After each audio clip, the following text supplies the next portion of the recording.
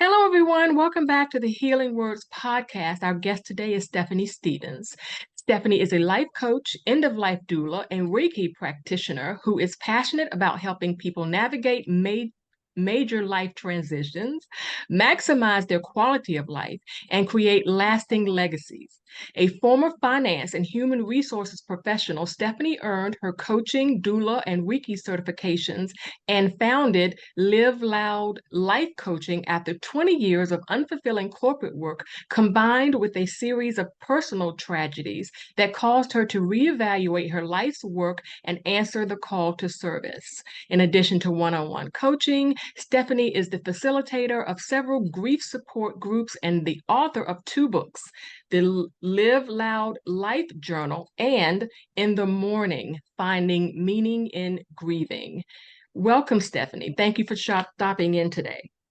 Thank you so much for having me. It's an honor. Okay, tell us what a end of life doula is. An end of life doula can be a lot of things. It really depends on the person that you're working with. Mhm. But in general, it is, I like to call it walking someone home.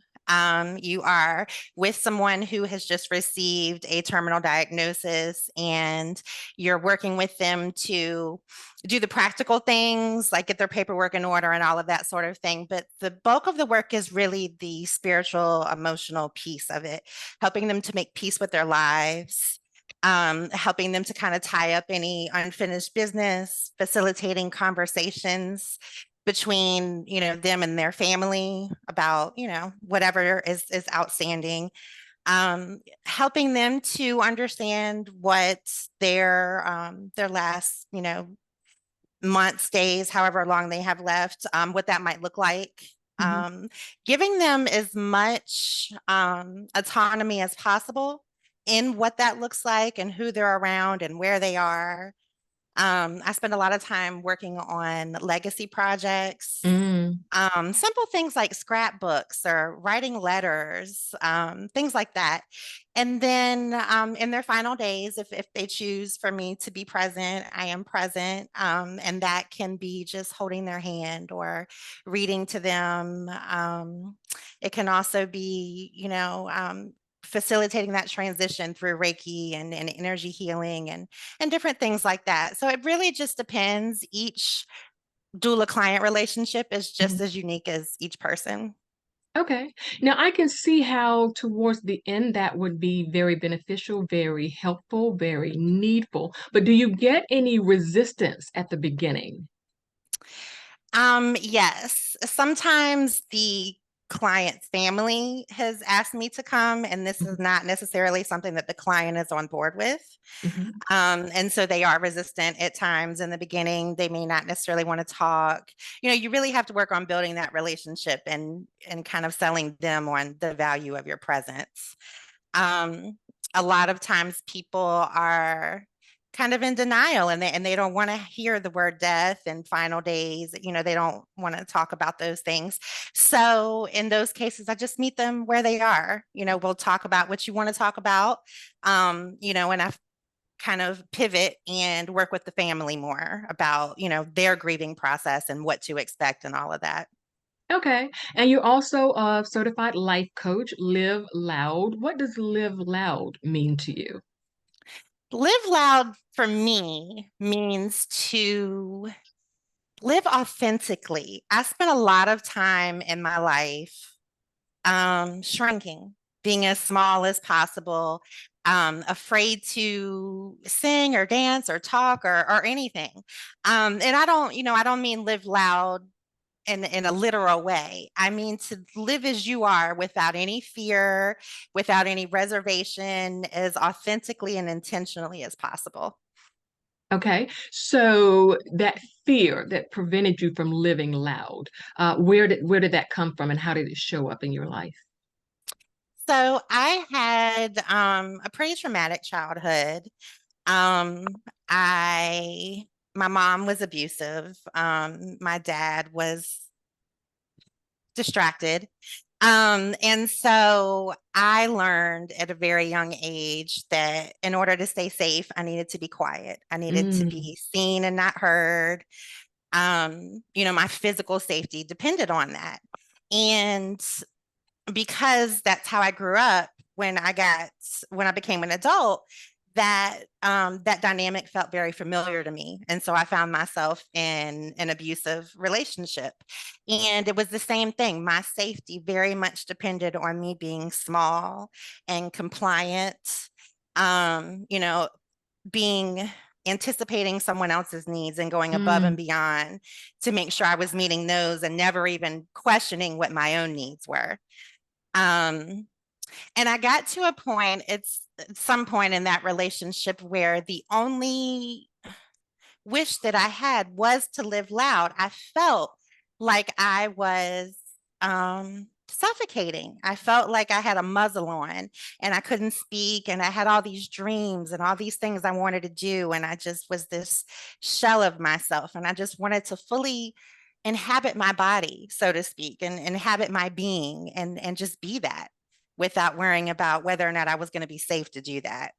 Right. Did you feel that you had to gauge the other person's energy or where they were or their emotions, and then you could then pattern yourself around that?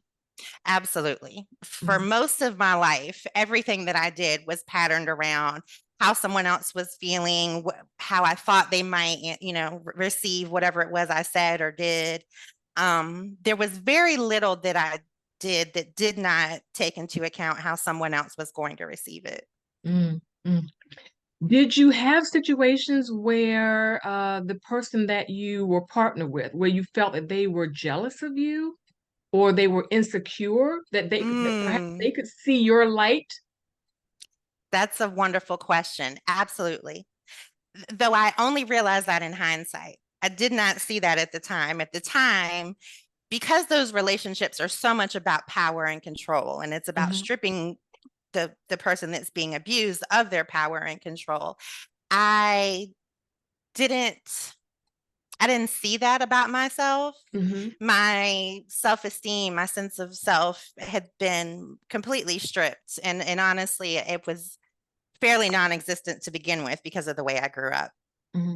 Um, I do know now that I have a tremendous light, and that's probably what attracted that person to me.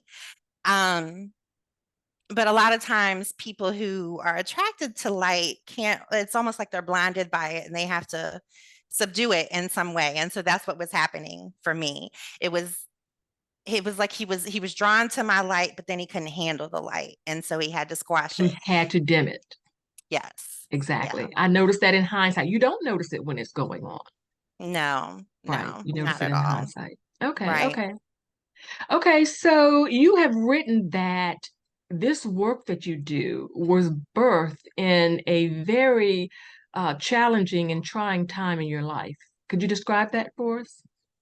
Yeah, so in 2020, as the rest of the world was in pieces, my mom died after a very long illness on January 7th of 2020. And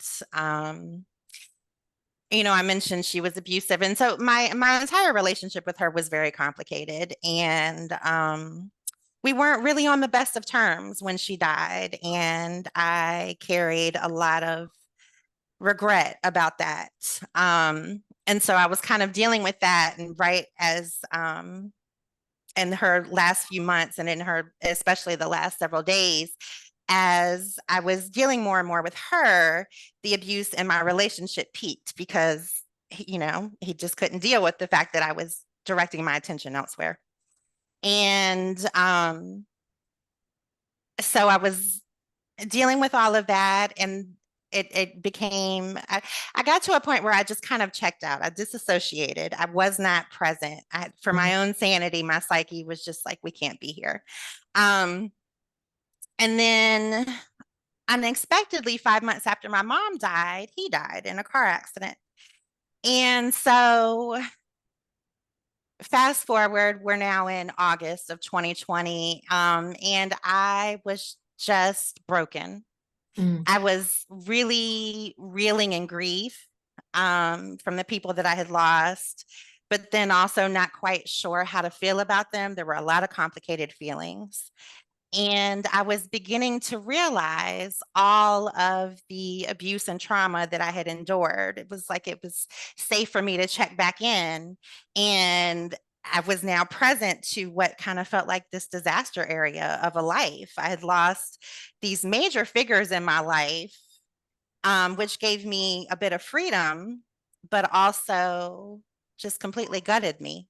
Mm. And I just found myself in this really, really dark depression that lasted probably about 10 months. It was difficult to get off of the sofa. It was hard to do anything. Nothing mattered. It was just dark. And when I began to try to dig myself out of that, the thing that really was the light for me was knowing that I'd had all these experiences for a reason. Mm. That I was given this specific set of experiences for a reason. And so it became about how do I use what I've been given? And it was very important to not feel like I had gone through all that in vain. It Mm. needed to matter, it needed to mean something. Um, and it was also kind of a way to, I think, redeem the guilt that I felt towards my mom and all of that. If I could turn around and take all these experiences and make something good out of them. And I knew that I was not the only person who had been dealt kind of a stinky hand. And I just really felt called to those people. I felt like those were my people. And I have to make it out of this for everybody else so that I can show them how to get out of it. It's remarkable that in as much pain as you were in, you still saw that glimmer of hope. You still somehow was able to connect the dots that this is great work can come out of this. Yeah.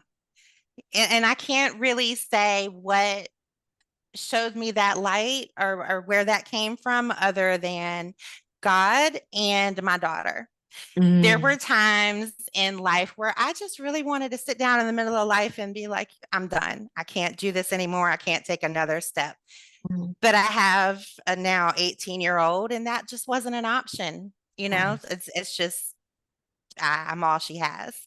And so I needed to find a way.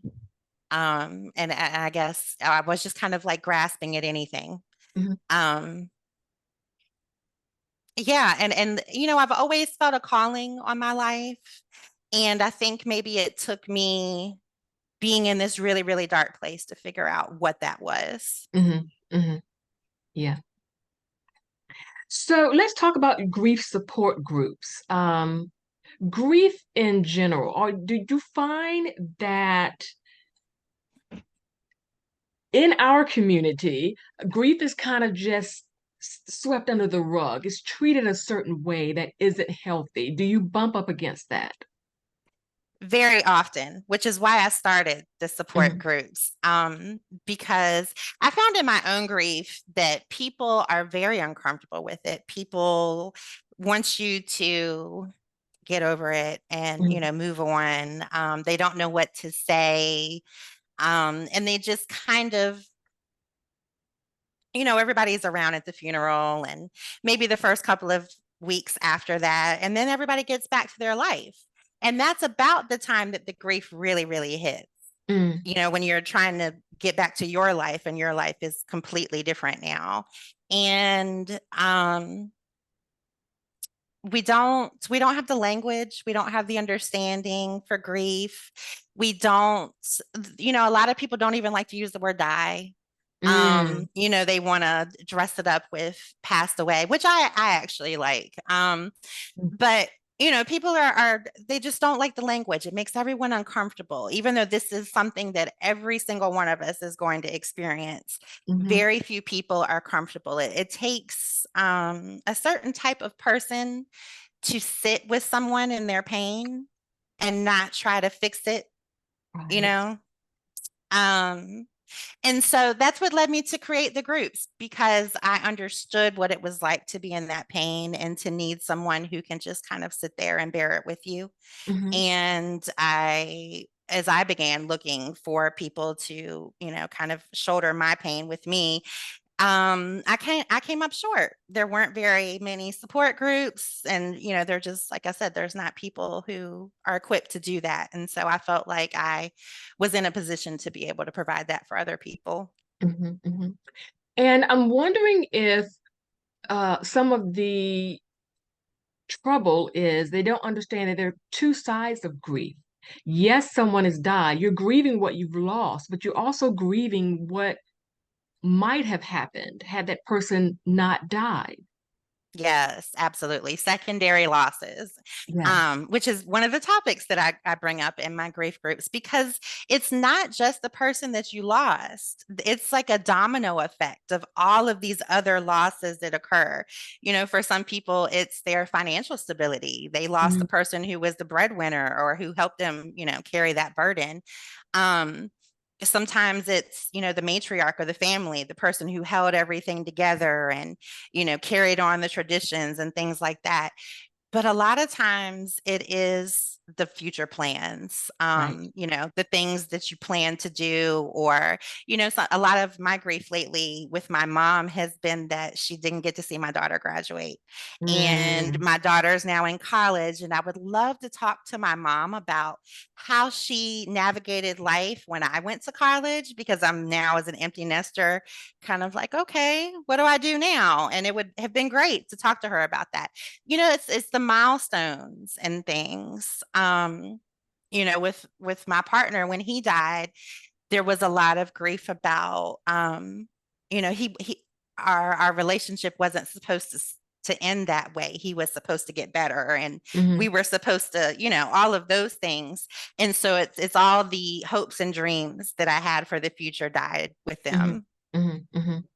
Let's talk about your one-on-one coaching, Mm. your Live Loud coaching. Someone who partners with you as a coach, what can they expect? So, first, you can expect that I am going to hear you. I Hmm. am going to really meet you where you are and meet you there with compassion and absolutely no judgment. And that in itself, I feel like, is very valuable, because we don't get that a lot. Hmm. Hmm. Um, and from there, I'm going to I never tell my clients what to do. It's more so I kind of intuitively ask the right questions that pull out the answers that they have within them. My coaching is not about giving you homework, really, or directing you in any way. It's really a the two-way street where I am just kind of mirroring what you want and who you want to be and who you really are. And then, asking the questions that guide you to that. You are empowering them to do what instinctively they know is the right thing to do. Right. Yeah, yeah. It might have been tamped down by some expectations, some trauma. Yeah. Yeah. Or the people, that they're in relationship with, who are maybe threatened by the things that they want to do, or who they really are. And so they don't have the people in their lives to kind of give them that permission slip to say, yes, be you. Yes, follow that dream. And so I become that person for them. And that is major. I don't think people realize how often they hold themselves back. When someone that you love, when you can sense that they don't want you to go further, you may not go further. You may sometimes intentionally hold yourself back and you're not even aware that you're doing that. Right. And we do it sometimes out of loyalty. We Hmm. don't want to, advance higher, or leave someone that we love. We get it in our heads that, if I become successful, or if I pursue this dream, that leaves them behind. And so you're stuck with this person, miserable, but you've kept that connection. We do it for that. We do it because a lot of times we're looking for people to believe in us, and that Mm, isn't happening. And so that makes us question the belief that we have in ourselves. yeah. Yeah. It's a lot of different things. We are a lot of times very concerned about what everyone else is doing and what everyone else is thinking. And we fall into the um, I can't think of the word right now, but we are conforming. That's what it is. We are conforming to what everyone else does and what everyone else expects rather than daring to be ourselves and follow our own dreams. Right, right. I want to back up to grief for a moment because I just had a thought that, and using your example as an example, when both your mother and your partner died, and you had all of these conflicting things in your head, the real issue was dealing with those things in your head so that you could adequately grieve. We're not trying to say that grief is a one and done and that it's easy. It's messy and it's hard, but it seems like it's complicated when you feel that you have negative unfinished business. Yes. Um, you're right. I tell people in groups all the time, we're going to grieve our entire lives. As long as Yes. we are alive, we will continue to grieve.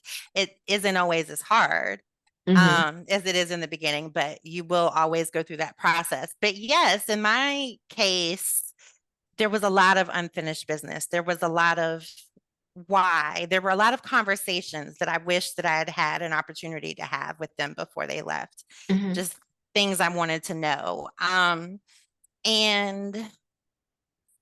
especially with my partner, the day that he died, the police officer came to my house and told me that, he'd been in an accident and he didn't make it. And there was a tiny, small voice in me that whispered, I'm free. And I was immediately ashamed of that voice. I wanted to Mm. quiet it because I didn't want him to die, but something in me recognized that his death meant my freedom. Wow. And I didn't know how to feel about that. I didn't, I felt a lot of guilt because it was like my freedom came at a very high cost. And so yeah, it was a lot of things that I needed to work out and process. I needed to, it was messy. I couldn't put things in clear boxes and categories, Mhm. and so that Okay. just complicated everything. I feel like it's probably easier if you just had this great and loving relationship with someone and you can just focus on that loss and how much you Hmm. loved them. And, but things get complicated when when people are complicated, relationships Right. are complicated, and we don't always get to tidy everything up in a nice little box and send them on their way. A lot of Mm. times people leave and there's all sorts of things, people leave and all their secrets come out. Um, which happened with my partner. Hmm. There were a lot of things that came Hmm. out immediately after his death that made me even further question, what our relationship was and who I was to him, and just all sorts of things. And it's our minds like knowns, and it's very difficult for our mind to settle in an unknown, Right. without an answer. Hmm. Um, and of course, without an answer, a lot of times you go to the worst case, and so that just kind of complicates your grief because you're obsessing about what you don't know and what you think the answer might be. And yeah, it gets messy. And so we have to get to a place. I encourage other people, and I've gotten there, where we're just okay with what we don't know. We're okay that we don't know. That is a challenge. That's bravery right there. Yeah. Because again, a lot of the ruminating and a lot of the landing on the dark, or the worst case scenario, that is our mind demanding an answer. Hmm. Right. And to be able to, because my next question to you was going to be, in your work with your clients, how do you handle, uh, how do you help them be okay with not having an answer? You just answered it. Just being okay with not having an answer. Yeah. And I mean that comes out a lot easier than it Hmm. is when Yeah. you're working on it. um but you just have to it's a place of acceptance, it's one of the stages of grief that aren't Mm. linear. Um but a lot of the acceptance when you have complicated relationships isn't just accepting that this person is gone, it's just accepting that you won't have your questions answered Hmm. to your satisfaction, at least. I Right. do take people through exercises where I will have them write letters to the person that they've lost and channel the person to write a response. Oh, And that can be very, very powerful. And I wow. encourage people when you're doing this, it's very easy to say, oh, I just made this up in my head. I wrote myself what I wanted to hear. But that's not what's happening. If you are intentionally saying, what would such and such say to me in response to this? What you receive is from them. And that can be a very, very healing way to get, resolution.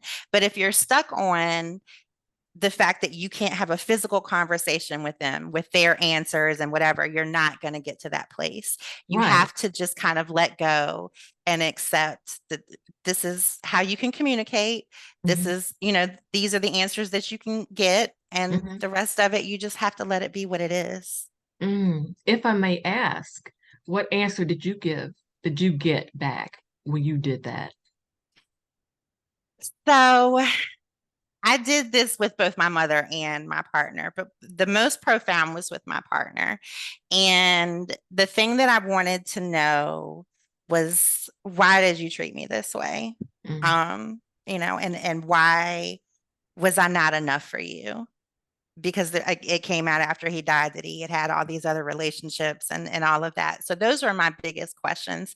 And what came back to me was that he loved me, but he didn't know how to love me.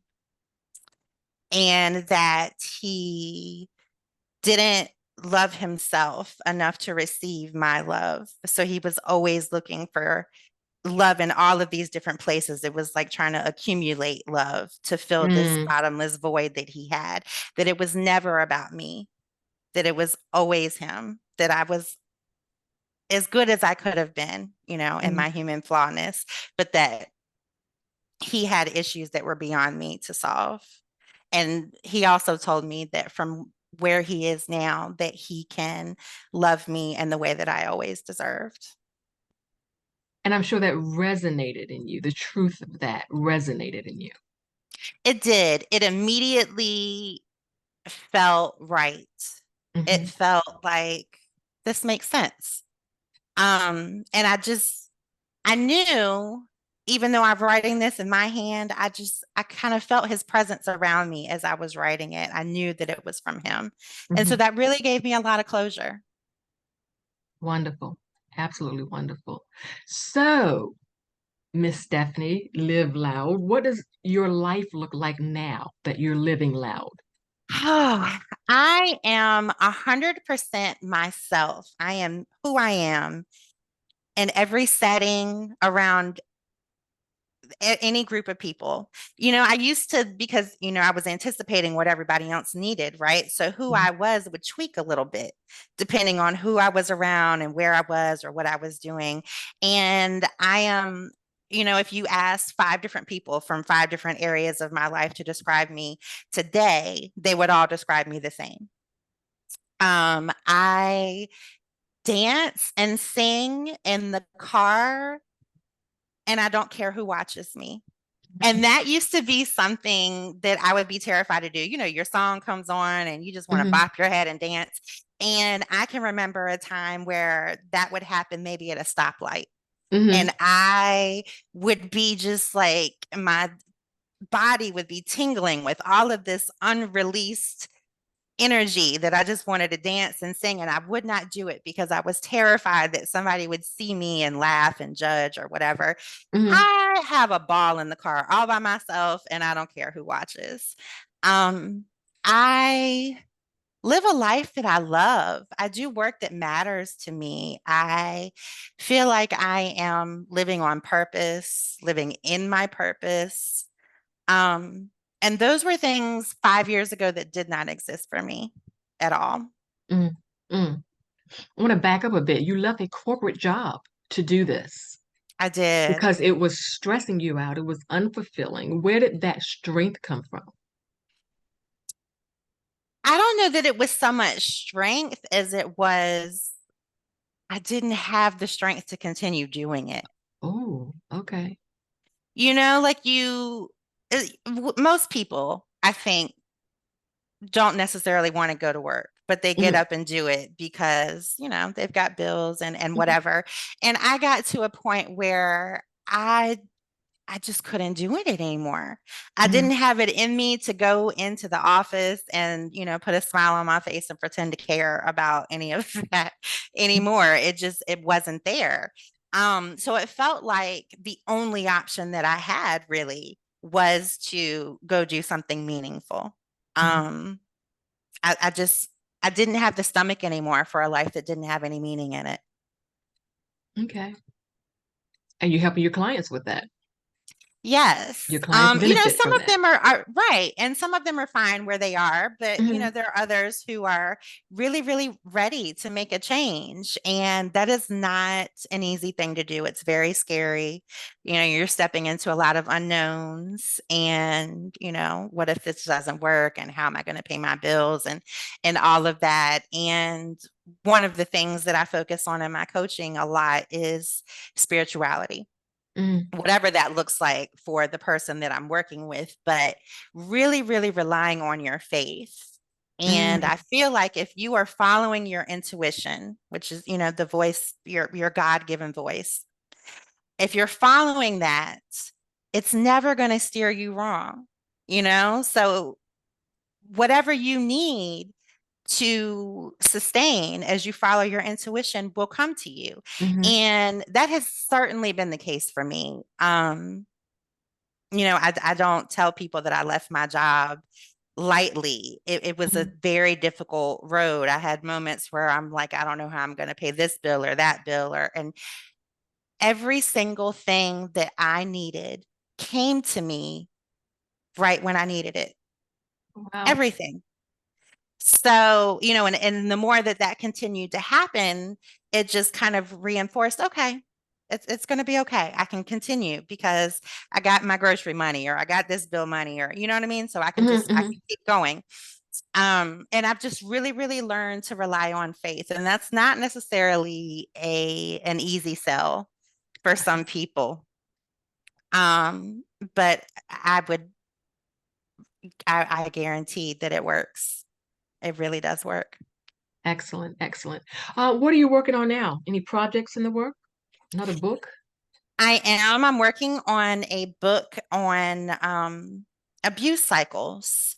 Oh. Um, I want to address generational trauma and generational cycles from an abuse standpoint, because this is something that so many people find themselves in. You find yourself in these learned behaviors of either being abused or an abusee or just toxic relationships. And for me, so I was abused as a child, which kind of set me up to be very familiar with it, which led to me doing, becoming that in my adult life. And the more that I kind of worked in my healing journey and unpacked all of that, I realized my mom had been abused. Her mom had been abused. My dad had been abused. You know what I mean? And Right. Right. everybody, we're just carrying all this trauma from generation to generation. Um, so I'm taking a look at that, the behaviors that Hmm. we pass on, but also the genetics. So Hmm. much trauma is absorbed in the Right. body. Epigenetics. Hmm. Yes. And so I really want to address that because I think that the way to curb a lot of these behaviors and relationships that we find ourselves in is really looking at the root of where it came from. Hmm. Excellent. Excellent. Okay. Where can our listeners connect with you, learn more about you online? I am online at www.liveloudlifecoaching.com, and I am on Facebook and TikTok as Live Loud Life Coaching. Excellent. Okay, well, we're at the part of the show where I ask 5 questions. I ask all of our guests the same 5 questions. We're the Healing Words podcast. So I take the first letter from the word words. So for the W, let's talk about the either of your books. When did you know that you would write these books? So for the Live Loud Life Journal, I knew that just kind of came to me as like divine inspiration. I was just writing a poem one day because I do a lot of writing. I was just writing a poem one day, kind of for my own enjoyment. And this idea just dropped in. And it was like, I just had to write this. I had to do this. And I became really obsessed about it. I cleared everything and did nothing but work on this book for the longest time. And as I was working on that first journal, kind of getting towards the end of it, is when the idea came to me, oh, maybe you should do a grief journal. Mm, Um, and I just kind of put that on the back burner for a while. And the more that I began working one on one with clients, grief kept coming up. It was like, it was another divine inspiration, but this one wasn't as immediate. It was more of a nudge mhm. to do this one. And then I really decided on the second one, actually, one day in the middle of a grief group. As I was kind of asking questions of the people there, I just knew that this was the book that I needed to write next. Okay. And how did you organize your life? Had you already stopped working then? Were you doing this work full time? I was doing this Okay. work full time at that point. Mhm. And I set aside time. I put it on my calendar for the first book. I put it on my calendar that I was going to write every single day. And I had only allocated like an hour or two, but just became so obsessed with this that I would sit down and I'd look up and 5, 6 hours have gone by and I'm still still at it. The second book was less structured. The second book was more, I just kind of went to it when I had the time or when I thought Mhm. about it. Okay. Okay. R, looking in the rear view, you said that you had learned to be quiet and not use your voice for your safety as a young child and even in your relationship. If you could look in the rear view, what would you tell young Stephanie? What advice would you give her? Hmm. That's a good question. I would tell her that she is a light and that she is going to intimidate some people and that that's okay and that she should shine anyway because the people who need her will be drawn to her and they will love her. Mm. Okay, D, let's talk about possible deletions. When you were writing the book, both books, were there things that seemed like too personal and you were thinking, no, I can't put that in there? Or some things you put in there and you're thinking, maybe I shouldn't put, maybe that's too much. Did you ever have any of those feelings? I had a lot of that with the second book, In the Mourning, Finding Meaning and Grieving. The title, the concept of the book, I had a lot of difficulty with it. It felt like the thing that I needed to do, but I kept questioning it because I didn't want to offend anyone. Mm-hmm. I didn't want to make anyone feel like I'm trying to minimize their loss or their pain. And everyone doesn't get to the point of trying to find meaning. But for me, in order to move forward with my life, it was essential to Mm-hmm. have something to cling to. And so, even though I went back and forth about it a lot, I ended up finally settling on it. I changed the title of the book 5 or 6 times and then went back to my original Mm-hmm. because it may not resonate with everyone, but for the people who need to find meaning, this is the book that will help them do it. Exactly. Exactly. Okay, S, strengthen. How have you been strengthened by the work that you do and your books? the so I'm strengthened by the work that I do. I really feel like the clients who are brought into my life are there for a reason. Mm-hmm. And I find that whatever issue that they are coming to me with is something that I a lot of times have experienced personally. Mm. And I find healing for me in helping them get to more healing. It's kind of like I take a little bit of them. Um, and in my books, particularly the second one, I don't ask anything of anyone that I work with that I haven't done myself. And so when I sat down to write this, I went through the entire journal and I wrote it, wrote through the prompts. And there were several prompts that I hadn't previously asked myself those questions. And to sit with them was very difficult. Mm. But it also brought me a lot of clarity and a lot of healing. So it definitely strengthened me just to kind of do my own work. Okay, excellent. This has just been a wonderful chat. I want to thank you so much, Stephanie Stevens, for dropping in and talking to us today about grieving and living loud. And I do hope that all of our listeners will go and visit her on her website. I'll have all of her information in the show notes. Thank you Thank so you much for so coming much. and dropping in today. Good night.